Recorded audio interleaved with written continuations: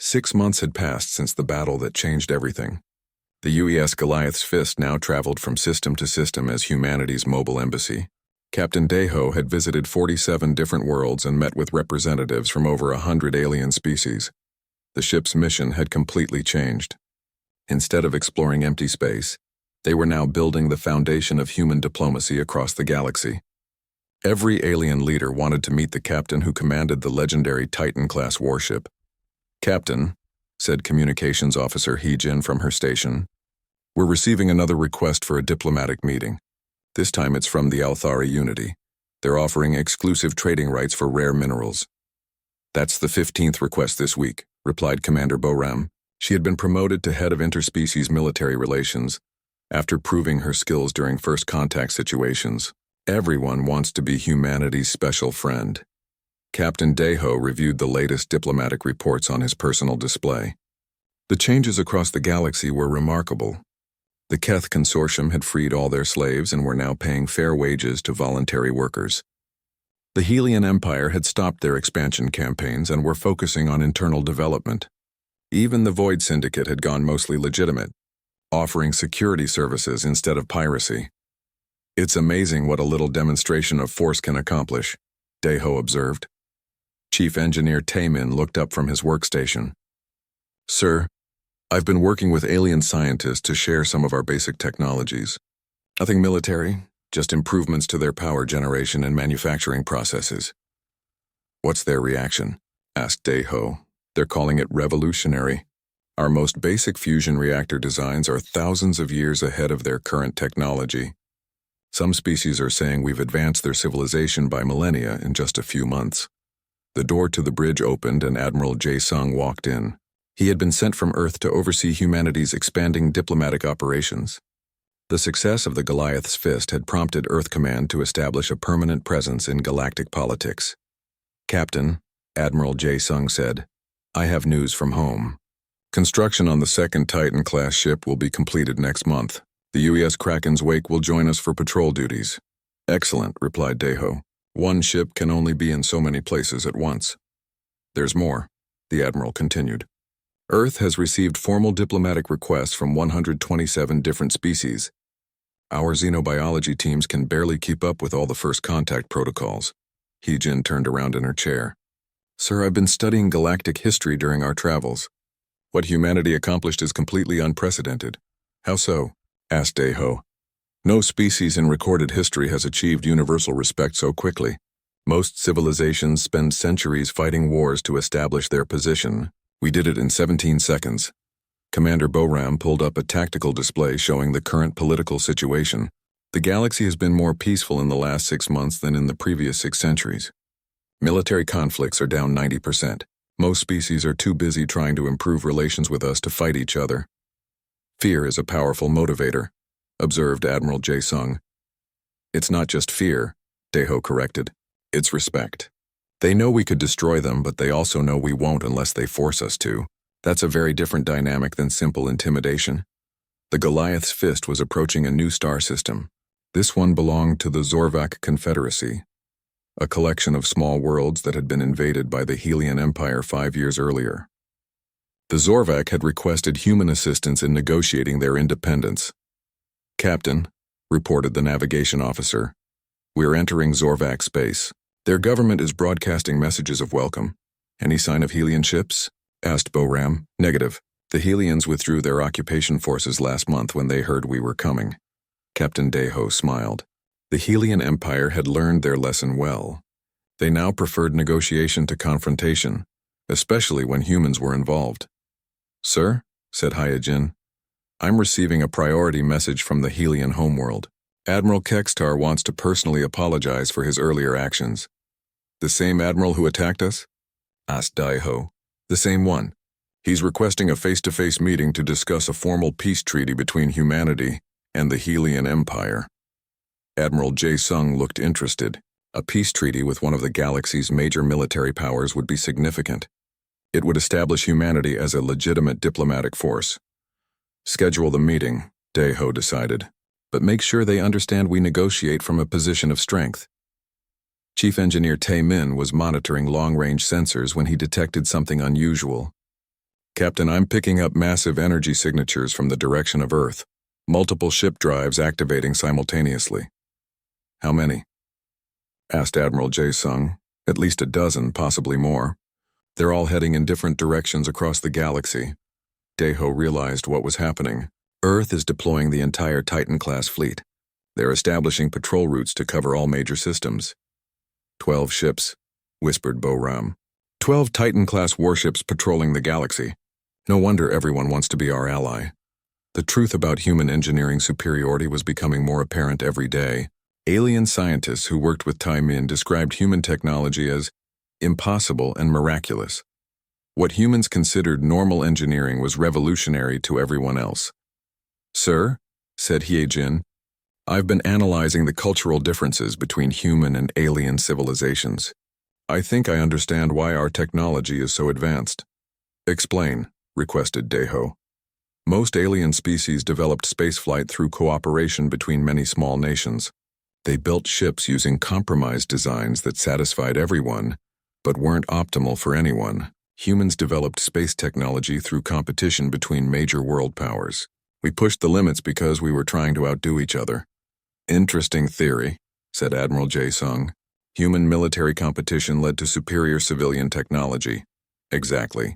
And when we finally unified and built the Titan-class ships, we combined the best innovations from centuries of competitive development. The Goliath's Fist entered orbit around HFY. The planet's population was celebrating their upcoming independence from Helian occupation. Thousands of messages of gratitude were being transmitted to the human ship. Captain Daeho looked at his crew with pride. They had accomplished something remarkable. Not only had they secured humanity's place in the galaxy, but they had also made space safer for everyone. Sir, reported Hye-jin, Earth Command is transmitting new orders. What do they say? Asked Daeho. We're to establish a permanent human embassy on Galactic Central Station. They want us to represent humanity in the Galactic Council. The Council has never admitted a new member in over 1,000 years, observed Admiral Jae-sung. They're making an exception for us. Hye-jin continued reading. The Council voted unanimously to offer humanity a permanent seat with full voting rights. Commander Bo-Ram laughed. 6 months ago, nobody in the galaxy knew we existed. Now they're offering us a place in their government. Captain Daeho stood and looked out at the stars. Humanity had achieved more than anyone had dared hope. They had not only survived first contact but had become the most influential species in the galaxy. The future looked bright for both humanity and their new alien friends. The galaxy had learned an important lesson. Sometimes the species that talks softly really does carry the biggest stick. Crime boss Raxel fired first. 20 Void Syndicate ships launched their most powerful weapons at the Goliath's Fist. Dark energy beams and antimatter missiles struck the human vessel from multiple angles. The attack was coordinated and devastating, enough firepower to destroy a small moon. The weapons hit the Goliath's Fist and disappeared. The ship's shields absorbed the entire attack without even flickering. It was like throwing water balloons at a mountain. Impossible, whispered Science Director Yulmar from his flagship.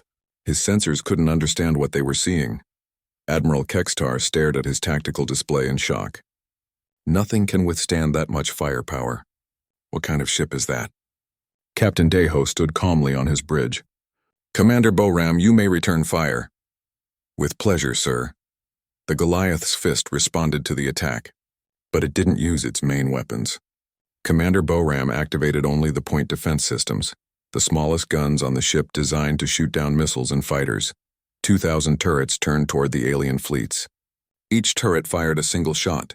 The beams of energy were precise and controlled. They weren't meant to destroy the alien ships completely, just disable them. In 17 seconds, 67 alien warships were reduced to floating scrap metal. Their engines were destroyed. Their weapons were melted. Their life support systems were damaged but still working. The crews were alive but helpless.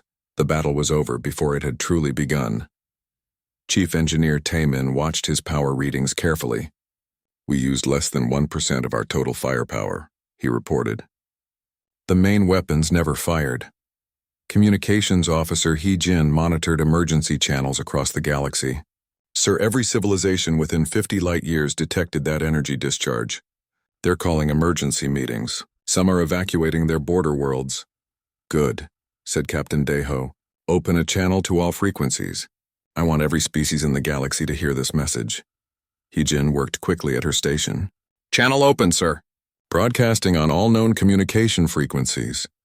Deho stepped forward and addressed the galaxy. This is Captain Deho of the United Earthship Goliath's Fist, representing humanity and the planet Earth. We come in peace, seeking trade, knowledge, and friendship with all civilizations. He paused, looking at the wreckage of the alien fleets on his main screen. However, any species that mistakes our peaceful intentions for weakness will discover why we name our ships after gods and monsters. We do not seek conflict, but we will not tolerate aggression against human interests or innocent species. The message continued. Earth extends an offer of diplomatic contact to all civilizations.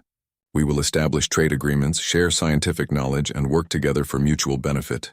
But understand this. Humanity protects what is ours. Attack us or our allies and you will face the full might of human engineering. Deho ended the broadcast and turned to his crew. Send rescue ships to help the survivors. We're not monsters. We'll provide medical aid and safe passage home. Across the galaxy, the reaction was immediate and dramatic.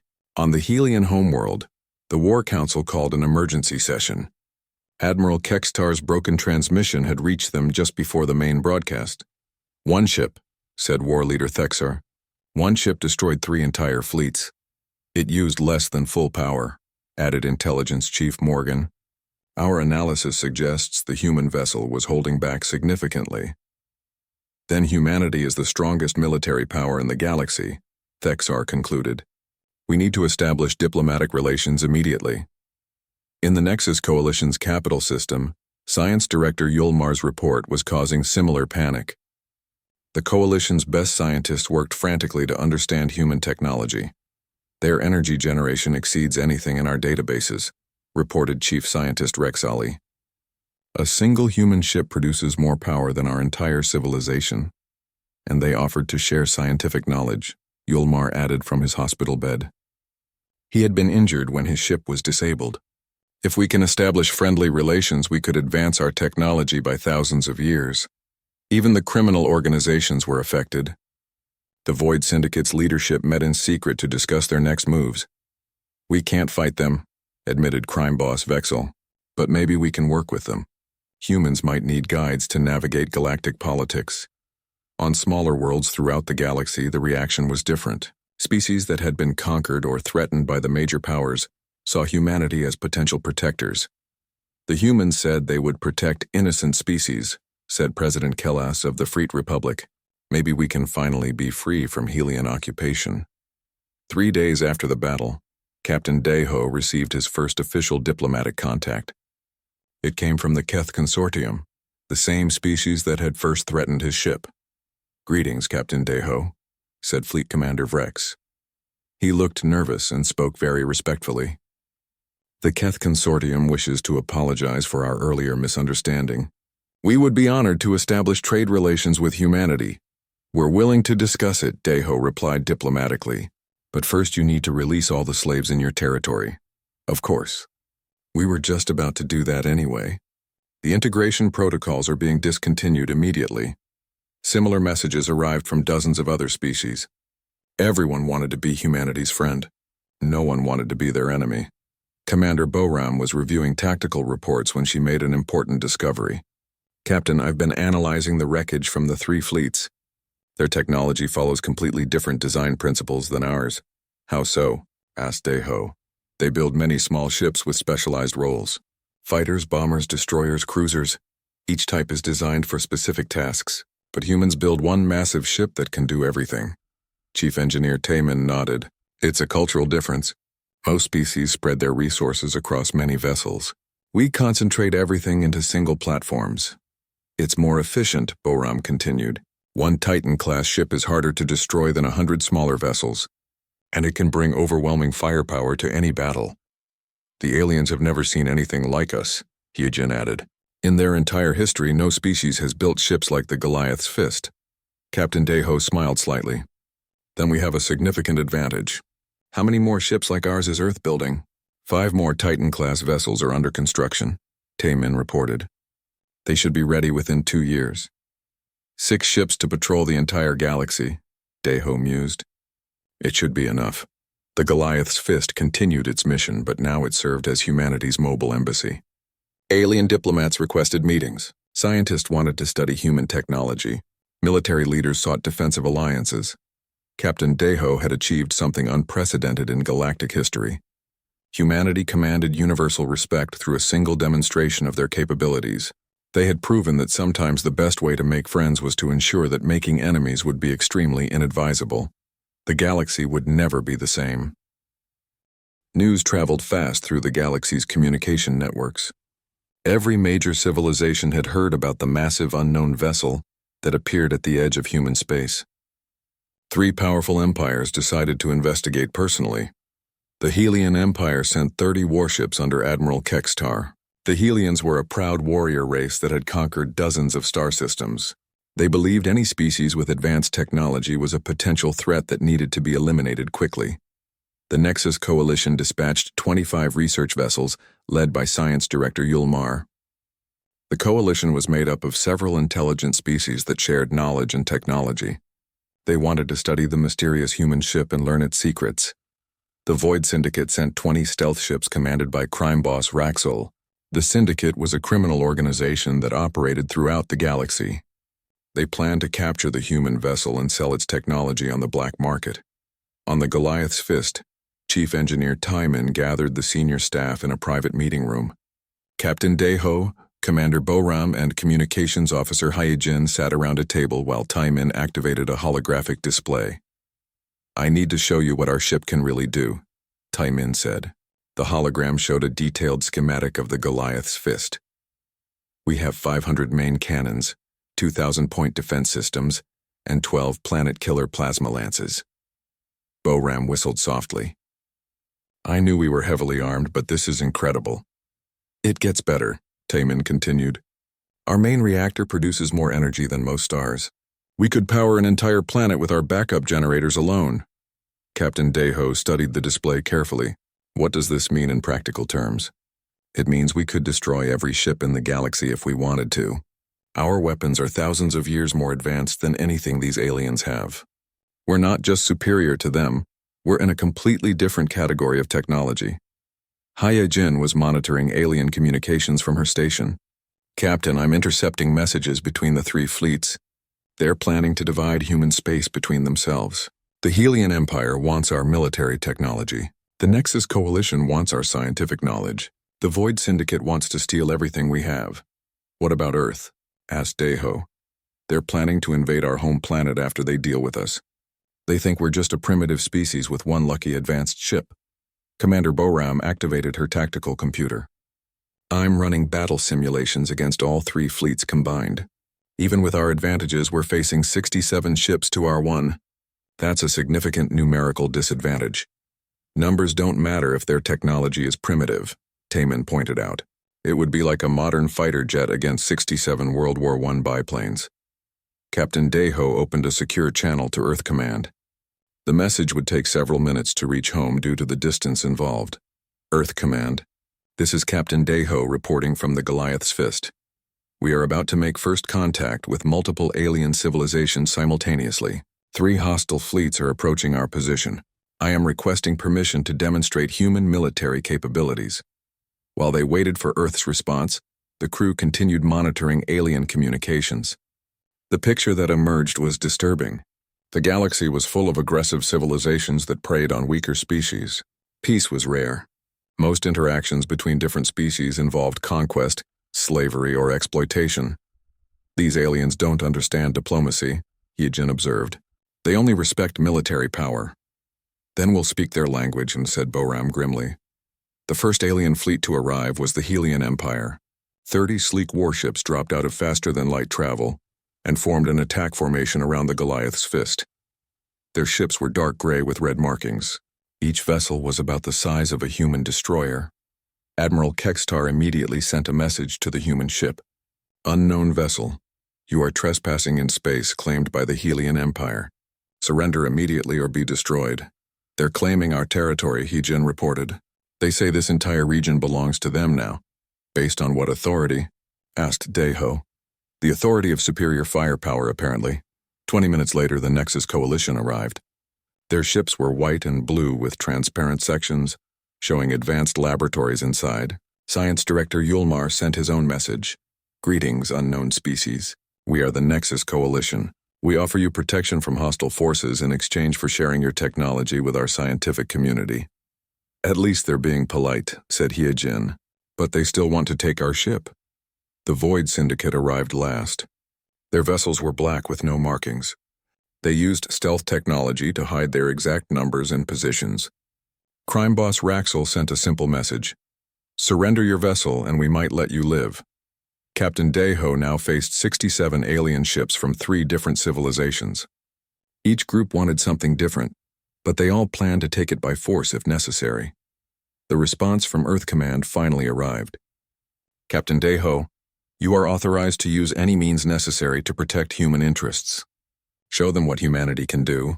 Good luck. Deho stood up and walked to the bridge. His senior staff followed him. The moment had come to represent his entire species. Open a channel to all 3 fleets, he ordered. Hyejin worked at her communications console. Channel open, sir. Every ship in the area will receive your message. Deho looked at the main screen, which showed dozens of alien vessels surrounding his ship. He thought about Earth, humanity's future, and the responsibility placed on his shoulders. This is Captain Deho of the United Earth ship Goliath's Fist, he said calmly. You are in human space. You have 30 seconds to withdraw your forces and leave this system peacefully. The alien fleets responded immediately. Admiral Kekstar laughed over the communication channel. 1 ship against 67? Your species must be insane.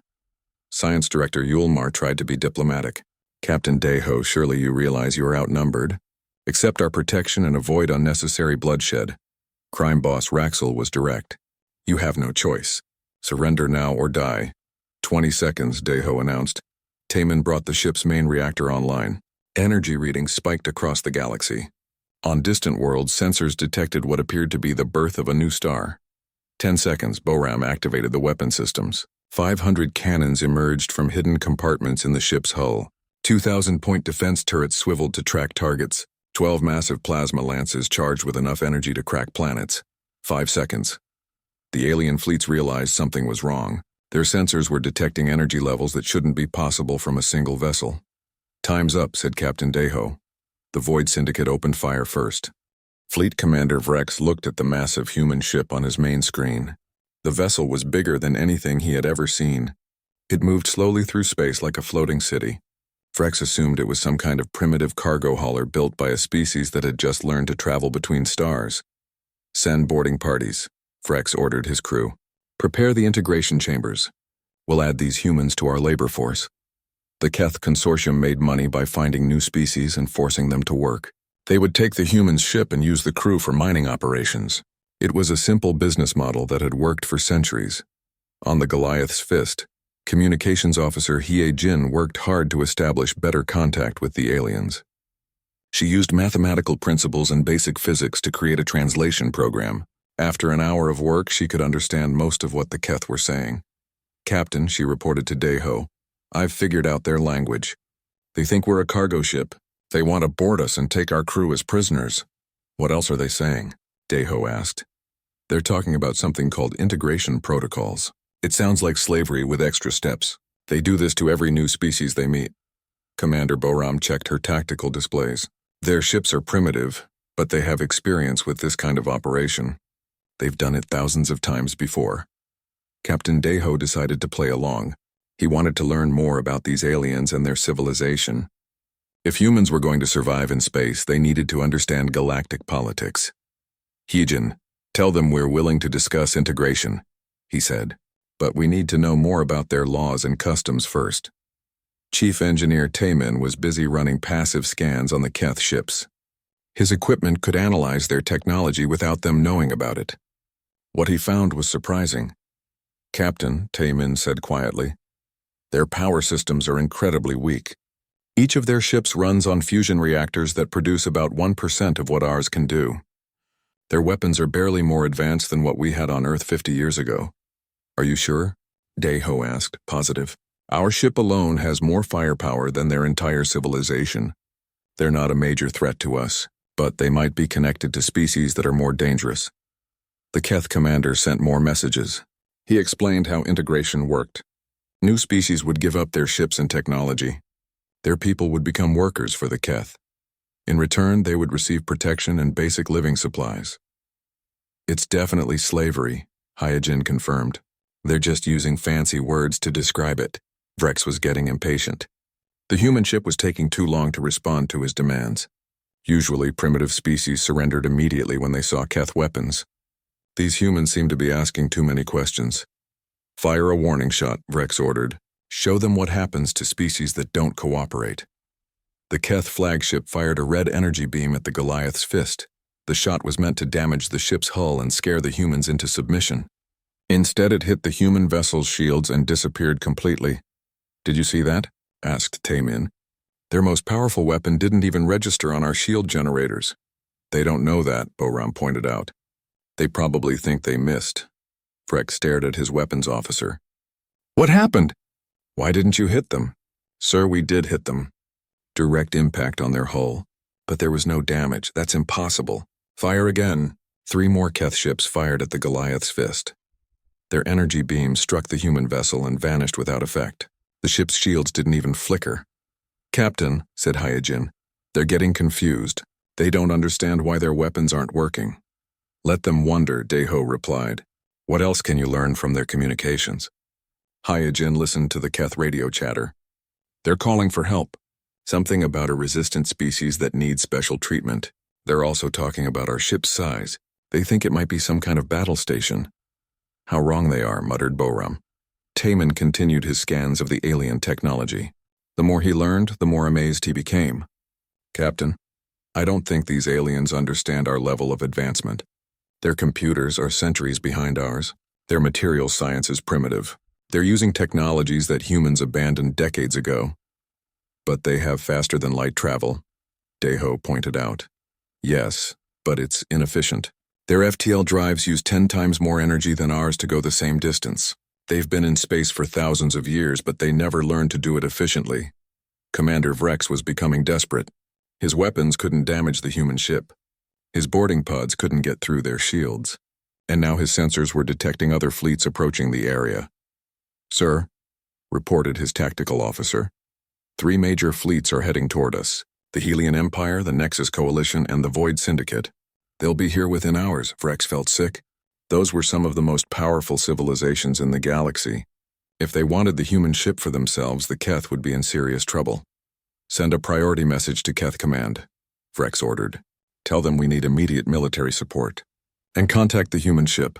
Tell them they have one last chance to surrender before we use extreme force. On the Goliath's fist, the crew was learning about galactic politics through intercepted alien communications. The picture was not encouraging for humanity. Captain, said Hyojin, I've been listening to their long-range communications. The entire galaxy is talking about us. Every major civilization is sending fleets to this location. How many ships total? Asked Daeho. At least 75 vessels from 3 different empires. They're all planning to divide human space between themselves. Some want to study our technology.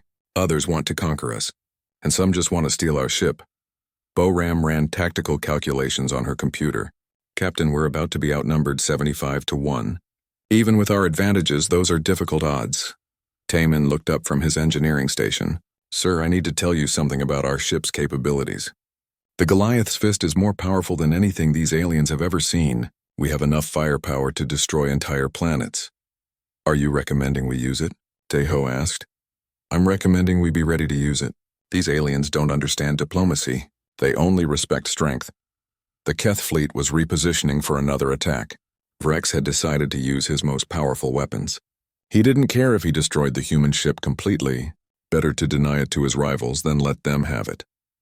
Captain Daeho watched the alien ships prepare for battle. Soon, 3 more fleets would arrive. Humanity would face its first real test in the galaxy. Everything humans did in the next few hours would determine their future among the stars. Open a channel to Earth Command, Daeho ordered. Request permission to demonstrate human resolve. Captain Daeho stood on the bridge of the UES Goliath's fist and watched the stars. The massive ship moved through space like a sleeping giant. It was 15 kilometers long and packed with enough weapons to destroy entire planets. 50,000 crew members lived inside its metal halls. This was humanity's first real warship built for space travel. 3 months had passed since humans learned how to travel faster than light. Earth's leaders decided to build one huge ship instead of many small ones. They put all their best technology into the Goliath's fist.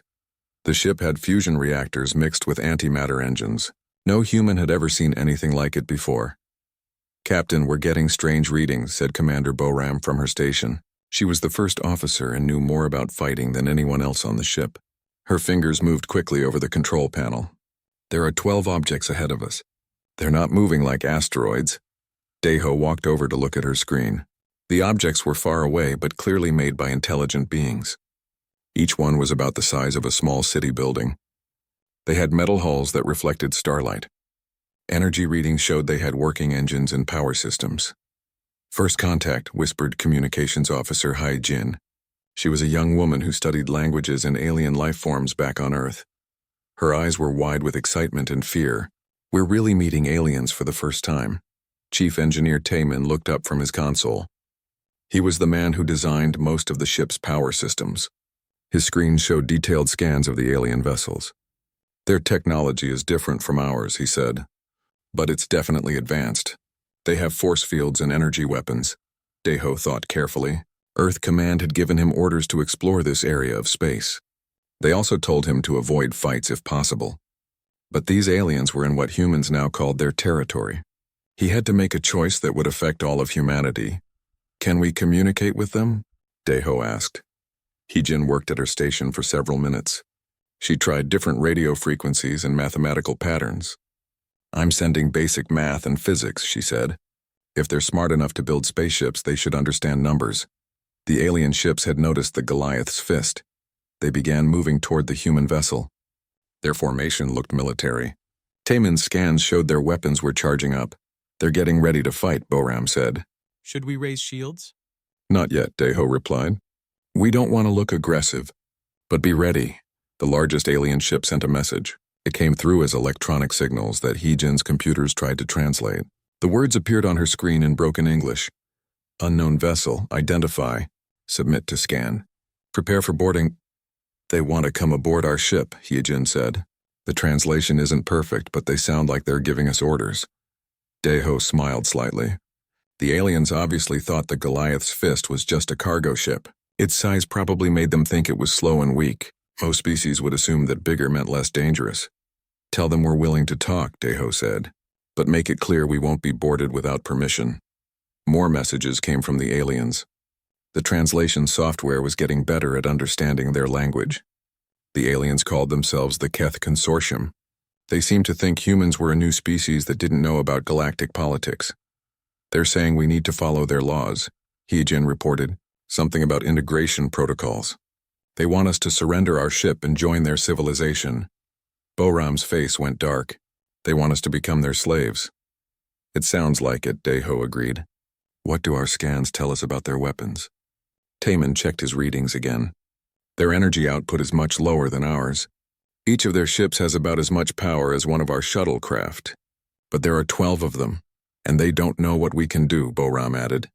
The alien fleet moved closer. Their leader kept sending messages demanding that humans obey Keith law. The tone was becoming more threatening. Deho could see that these aliens were used to bullying weaker species. "Captain," said Heejin, "I'm picking up long-range communications from their ships. They're calling for backup. How many ships?" Deho asked. "It's hard to tell, but it sounds like a lot. Maybe 50 or 60 vessels total." Deho looked around his bridge. His crew was nervous but ready. The Goliath's fist had been built for exactly this kind of situation. Earth's military planners knew that space would be dangerous. They decided to make one ship that could handle any threat. "Sir," said Taemin quietly, "our passive scans are showing something interesting. These aliens have never seen power generation like ours. Their whole fleet together produces less energy than our main reactor running at minimum power. They have no idea what they're dealing with," Boram said. The lead Keth ship fired a warning shot. A beam of red energy struck the Goliath's fist's shields. The impact barely registered on the ship's sensors. It was like throwing a pebble at a mountain. "Did they just attack us?" Heejin asked. "That was supposed to be intimidation," Deho replied. "They're trying to show us their power." The Keith commander sent another message. This time it was clearly a threat. Submit or face destruction. The alien fleet spread out in an attack formation. Captain, Boram said, I'm detecting 3 more fleets approaching our position. Different species. They're all converging on us. Deho felt a chill. Word was spreading through alien space networks. Every major power in this part of the galaxy was coming to see what humans were all about. Some might want to talk. Others might want to fight. All of them would judge humanity based on what happened next. How long until they arrive? He asked. 2 hours for the first fleet, Boram answered. 4 hours for the others. Deho made his decision. Open a channel to Earth Command. Tell them we're about to make history. The Keth were still waiting for an answer. Their weapons were fully charged now. They thought they had cornered a helpless cargo ship.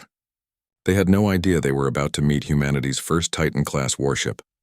All stations, prepare for contact, Deho ordered. We're going to show them what humans can do.